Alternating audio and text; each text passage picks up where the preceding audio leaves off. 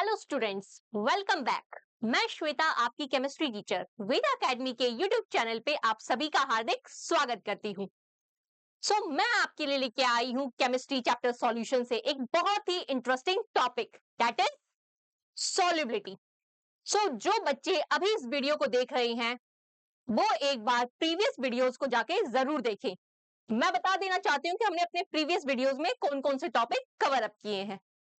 Basic introduction of solutions, types of solutions, concentration, types of concentration और उससे related questions। तो एक बार आप जाकर previous lectures जरूर देख लें। तो आज हम start करते हैं solubility। solubility होती क्या है? solubility बच्चों हमारे आसपास ही है। हम डेली लाइफ में solubility का बहुत ज्यादा ही यूज करते हैं, ड्रिंक्स में और बहुत सारी चीजों में।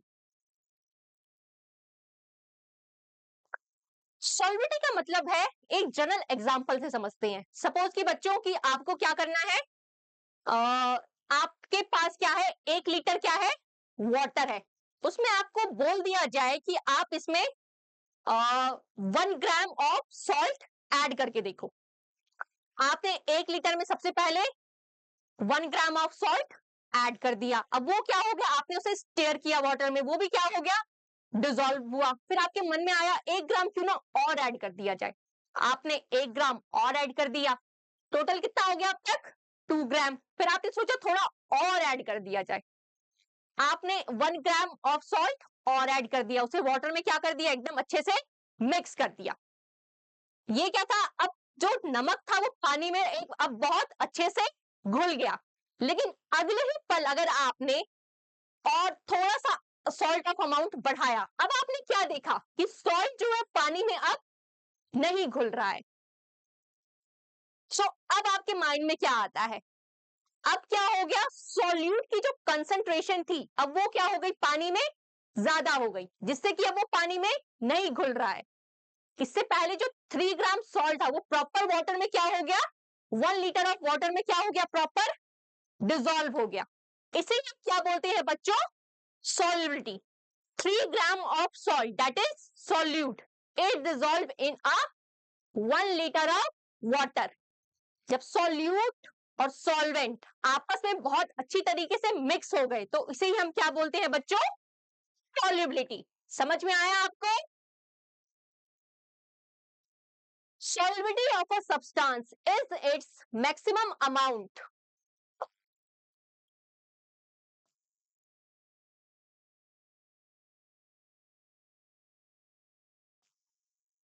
Is its maximum amount that can be dissolved in a specified amount of solvent at a specified temperature. Temperature का रोल क्या है सॉल्युबिलिटी में, ये हम अपने आने वाली वीडियोस में जानेंगे। अभी मैंने आपको बताया कि मैक्सिमम अमाउंट का मतलब क्या था, 3 gram of salt dissolved in a specified amount of solvent. Specified amount of solvent कितना हो गया अभी, 1 litre of water. 3 gram of salt is dissolved in a 1 litre of water. 3 ग्राम क्या है, स्पेसिफाइड अमाउंट है किसकी, सॉल्यूट की, और 1 लीटर ऑफ वाटर क्या है, सॉल्वेंट की स्पेसिफाइड अमाउंट है। जब ये दोनों स्पेसिफाइड अमाउंट में आपस में मिक्स होंगे तभी क्या होगी, सॉल्युबिलिटी इन दोनों की बनेगी। उतना ही सॉल्यूट और सॉल्वेंट के बीच का इंटरेक्शन क्या होगा, स्ट्रॉन्ग होगा। बच्चों यहां तक आपको समझ में आया कि सॉल्युबिलिटी होती क्या है। बहुत सारे फैक्टर्स हैं जो सॉल्युबिलिटी को क्या करते हैं, गवर्न करते हैं। It depends on the nature of solute and solvent as well as temperature and pressure. Let us consider the effect of these factors in a solution of a solid or gas in a liquid. बच्चों क्या है, solid in liquid है, ये हमने अपने types of solution में भी पढ़ा था। और दूसरा क्या है, गैस इन लिक्विड। ये क्या है बच्चों, हमारे लिक्विड लिक्विड लिक्विड सॉल्यूशंस हैं। ये जो फर्स्ट है सॉलिड इन लिक्विड, ये किसके बेसिस पे है, ली चैटर्स प्रिंसिपल है, जिसे हम जानेंगे अपने आने वाली वीडियोस में, इक्विलिब्रियम चैप्टर्स में। और दूसरा क्या है, गैस इन लिक्विड, ये किसके ऊपर बेस्ड है, हेनरीज लॉज के बारे में। हम अपने आने वाली वीडियोस में ब्रीफ में हेनरीज लॉज के बारे में डिस्कस करेंगे। सो चलते हैं टाइप्स, और ऐसे कौन से फैक्टर्स हैं जिनका जो सॉल्युबिलिटी को गवर्न करते हैं। Property of solution depends on the factors like, first factor कौन सा है, nature of solute and solvent and interaction between them. Solute और सॉल्वेंट के बीच में जितना ज्यादा इंटरेक्शन होगा उतनी क्या होगी, उनकी स्ट्रॉन्ग सॉल्युबिलिटी होगी। एक जनरल एग्जांपल से समझते हैं बच्चों। सपोज कि क्लास में आप अपने फ्रेंड्स के साथ बैठे हो, लेकिन आप उनसे क्या कर रहे हो, बहुत ज्यादा बातें कर रहे हो और टीचर पढ़ा रही है। अब टीचर क्या है, आपसे डिस्टर्ब हो गई है, सो उसने आपकी सीट चेंज करके उन बच्चों के साथ आपकी सीट चेंज कर दी जो बच्चे अब क्या है, शांत है। आपके और आपके फ्रेंड के बीच का इंटरेक्शन कितना है, कैसा है, बहुत ही ज्यादा स्ट्रांग है। आप उनके साथ कंफर्टेबली अपनी कोई भी चीज शेयर कर सकते हो। अब जब आपकी सीट जो है दूसरे बच्चे के साथ चेंज हो गई, अब वो क्या हुआ, आप उनके साथ कंफर्टेबली बातें नहीं कर सकते। अब आप क्या हो, एकदम चुपचाप हो। अब आप क्या हो, एक सॉल्यूट। और जो बाकी जो बच्चे शांत बैठे हैं वो क्या है, उनका नेचर क्या है, सॉल्वेंट का। लेकिन जो आपका नेचर और जो बच्चे शांत है उन दोनों का, अब आप दोनों का नेचर कैसा हो गया, अपोजिट हो गया। तो क्या अपोजिट चीजें एक दूसरे में क्या करेंगी, मिक्स होंगी, नहीं। जितना आप कंफर्टेबल अपने पहले मतलब जहां पे आप शोर मचा रहे थे, बातें कर रहे थे, उन स्टूडेंट्स के साथ थे, अपने उन फ्रेंड्स के साथ थे, आप वहां पे क्या थे, उनके साथ एकदम अच्छी तरीके से उनके साथ एडजस्ट हो गए थे। आप दोनों का नेचर क्या था, एकदम स्ट्रांग था। लेकिन यहाँ पे आप दोनों का नेचर क्या है, वीक है। ठीक इसी तरह सॉल्यूट और सॉल्वेंट के बीच का इंटरेक्शन क्या होना चाहिए, स्ट्रांग होना चाहिए, तभी तो वो आपस में क्या होंगे, अच्छी तरीके से सॉल्यूबल होंगे। सो यही है nature of solute and solvent interaction between them, the strong attraction between solute and solvent molecules, the maximum will be the solubility. First factor समझ में आया बच्चों आपको। चलते हैं हम अपने सेकंड फैक्टर पे। सेकंड फैक्टर क्या बोलता है, मॉलिक्यूलर साइज। सॉल्यूट का साइज जितना ज्यादा छोटा होगा उतना ही वो सॉल्वेंट में क्या होगा, अच्छी तरीके से घुल जाएगा। जैसे कि मेरे पास क्या है, एक तरफ मेरे पास क्या है, नमक है, जिनका साइज क्या है, बहुत ही ज्यादा छोटा है। दूसरी तरफ मैंने क्या लिया, मिट्टी।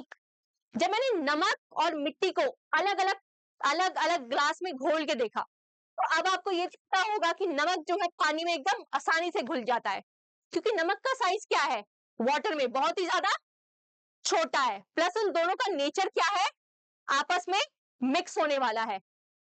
ठीक है, दोनों ही क्या होते हैं, आपस में आसानी से सॉल्युबल हो जाती हैं। अब जो मिट्टी है और जो पानी है, उन दोनों का नेचर क्या है, अलग अलग है। अलग तो है ही, लेकिन मिट्टी क्या है, मिट्टी का साइज भी क्या है, सॉल्ट के कंपैरिजन में क्या है, बड़ा है, इसलिए वो पानी में आसानी से नहीं घुलेगा। सो यही फैक्टर क्या है, molecular size of solute. Larger molecules are more difficult to dissolve in solvents, whereas the smaller molecules dissolve quickly and are or more soluble। समझ में आया बच्चों। चलते हैं हम अपने थर्ड फैक्टर पे, दैट इज पोलैरिटी। पोलैरिटी का क्या है, सॉल्युबिलिटी में बहुत ही मेजर रोल है। पोलर सॉल्वेंट्स, पोलर सॉल्वेंट्स क्या हो गया हमारे पास, वाटर। वाटर में क्या है, ऑक्सीजन प्रेजेंट है। ठीक है, अब मैं जैसे कि नमक और पानी का ही एग्जांपल ले लेते हैं। ठीक है, वाटर क्या है, पोलर है। ठीक है, अब नमक भी क्या है, वो भी पोलर है, क्योंकि नमक में क्या है, H2O क्या है, पोलर। इसमें मैंने क्या मिक्स किया, NaCl। NaCl भी क्या है, पोलर है। ठीक है, जब इनको ब्रेक डाउन करेंगे तो Na पॉजिटिव और क्लोराइड आयन क्या हो, इसमें आयंस प्रेजेंट है। जब मैं इन दोनों को मिक्स करूंगी तो ये क्या हो जाएंगे, पोलर और पोलर आपस में क्या हो जाएंगे, मिक्स हो जाएंगे। ठीक है, अब दूसरा समझते हैं example, H2O plus oil, oil क्या है मेरे पास? Non polar. ठीक है बच्चों, और वाटर क्या है? पोलर। अब आपने ये एक्सपेरिमेंट अपने घर पे कभी किया ही होगा कि जब आपने वाटर और ऑयल को मिक्स कर दिया तो क्या ये आपस में क्या सॉल्युबल होते हैं? नहीं, क्योंकि इन दोनों की प्रॉपर्टीज क्या है? अलग अलग है। एक पोलर है और दूसरा क्या है? नॉन पोलर है। ये आपस में क्या बना लेते हैं? लेयर्स बना लेती है, मगर कभी भी क्या होते हैं? सॉल्युबल नहीं होते। ठीक है। So polar solvents having bond with different electronegativities. Water में क्या है? ऑक्सीजन है, जो कि क्या है? इलेक्ट्रोनेगेटिव एलिमेंट है। Like water, ethanol and formaldehyde dissolve polar solutes. ये क्या करेंगे? इनमें जो भी पोलर सॉल्यूट्स होगा उसे आपस में क्या कर लेंगे? अपने में डिसॉल्व कर लेंगे। Whereas non-polar solvents having bonds with similar electronegativities, non-polar solvents हो गए जिनमें क्या है? पिराडीन, टोलिन एंड हेक्सेन, ये क्या होंगे? नॉन पोलर को डिसॉल्व करेंगे। सपोज कि क्या है? टोलिन, टोलिन क्या है बच्चों? नॉन पोलर है। इसको जब मैं बेंजीन में मिक्स करूंगी तो ये क्या हो जाएगा? बेंजीन में आसानी से मिक्स हो जाएगा, क्योंकि दोनों की प्रॉपर्टीज क्या है? सेम है। टोलिन एंड बेंजीन क्या है? दोनों ही नॉन पोलर है, दोनों ही आपस में क्या हो जाएंगे? अच्छे से डिसॉल्व हो जाएंगे। सो आपको समझ में आया थर्ड फैक्टर, पोलैरिटी। चलते हैं हम अपने फोर्थ फैक्टर पे, that is temperature. Rise in temperature increases the solubility. एक एग्जांपल से समझते हैं। अब आपने जलेबी तो बहुत खाई होगी, तो आपने दुकान पे देखा ही होगा, चाशनी बनाने के लिए हलवाई क्या करता है? जो शुगर, जो चीनी होती है उसे क्या करता है? डिसॉल्व करता है, अभी जब वो गैस पे नहीं है। ठीक है, उसे पानी में घोलता रहता है, चीनी मिलाता रहता है, लेकिन एक टाइम आता है जब चीनी जो है पानी में नहीं घुलती। ठीक है, अब हलवाई क्या करता है? जिस भी कढ़ाई में वो चाशनी बना रहा होता है, नीचे से क्या करता है? बर्नर ऑन करता है। अब क्या होती है? वो कढ़ाई धीरे धीरे क्या होती है? धीरे धीरे वो गर्म होती है, मतलब टेम्परेचर अब क्या है उस कढ़ाई का? बढ़ रहा होता है। तो जैसे जैसे टेम्परेचर बढ़ेगा वैसे वैसे जो चीनी है वो पानी में अब धीरे धीरे घुलने लगती है। अब आप देखते हैं कि उसकी अब एकदम चाशनी बहुत अच्छे से बन गई है। तो जो दूसरी तरफ वो जलेबी तल रहा होता है, वो तली हुई जलेबी को किस में डालता है? वो चाशनी में डालता है। तो जलेबी क्या करती है? चाशनी को अच्छे से अपने ऊपर एब्जॉर्ब कर लेती है, क्योंकि वो चाशनी क्या है? गर्म है, और हम उसका बहुत क्या उठाते हैं? अच्छे से लुत्फ उठाते हैं। कई बच्चों के मन में तो मुंह में पानी भी आ गया, मेरे मुंह में भी पानी आ गया। तो आप देखते हैं जैसे वो जलेबी ठंडी होने लगती है तो उसके ऊपर आपने देखा ही होगा बच्चों, उसके ऊपर क्या है? सफेद सफेद सी परत सी जमने लगती है। क्यों? अब क्या हो गया? जो शुगर सिरप है उसका टेम्परेचर अब क्या हो गया? धीरे धीरे कम होने लग गया, क्योंकि अब शुगर सिरप को हमने बहुत ही ज्यादा क्वांटिटी में क्या था? घोला था। अब वो क्या होने लग गया? टेम्परेचर कम होने की वजह से उसके ऊपर जो जलेबी थी उसके ऊपर क्या हुआ? व्हाइट व्हाइट सी परत जमने लग गया। वो क्या हो गया? क्रिस्टल के फॉर्म में हमें दिखने लग गया, टेम्परेचर कम होने की वजह से। जैसे जैसे टेम्परेचर बढ़ाया तब तो जलेबी के अंदर अच्छे से घुल गया और हमने बहुत मजे से खाया, लेकिन जैसे जैसे टेम्परेचर डाउन हुआ अब क्या हो गया? वो उसकी परत सी दिखने लग गई, क्योंकि शुगर क्या है यहाँ पे? ज्यादा क्वांटिटी में हमने डिसॉल्व किया था, अब वो क्रिस्टल की फॉर्म में दिखने लग गया। सो ये फैक्टर है कि टेम्परेचर की सॉल्युबिलिटी में रोल क्या है। चलते हैं हम अपने फिफ्थ फैक्टर पे, दैट इज प्रेशर। प्रेशर कैसे सॉल्युबिलिटी को बढ़ाता है? इसका भी एक डेली लाइफ एग्जांपल है, कोल्ड ड्रिंक। अब एक दिन क्या हुआ, मेरी मम्मी ने, मेरे घर पे कुछ गेस्ट आए, मेरी मम्मी ने कहा कि बाहर से जो है कोल्ड ड्रिंक ले आ। तो मैं क्या किया? मैं जो है बाहर से कोक लेकर आई। अब मैं मस्ती में एकदम चल रही थी।